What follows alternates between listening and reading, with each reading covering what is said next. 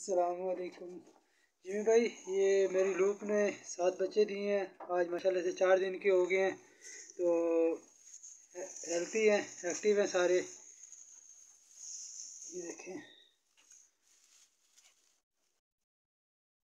और इसके अलावा इस लूप ने जो इनसे बच्चे दिए थे 7-8, ये इसके अंदर हमने रखे हैं, अंगूरा के बच्चों के साथ मिक्स किए हुए हैं हमने। और ये दूसरी कलर वाली ने बच्चे दिए थे, उसके बच्चे माशाल्लाह आधा किलो से ऊपर के हो गए हैं, हेल्थी हैं, एक्टिव हैं। और कुछ बच्चे हमने न्यूजीलैंड वाइट की जगह पे रखे हुए हैं, ये भी माशाल्लाह आधा किलो से ऊपर के हैं, सब हेल्थी एक्टिव हैं। और ये मेरा छोटा सा सेटअप है। तो जी भाई का अल्लाह ताला भला करे, जिन्होंने हमें ये प्लेटफार्म मुहैया किया है।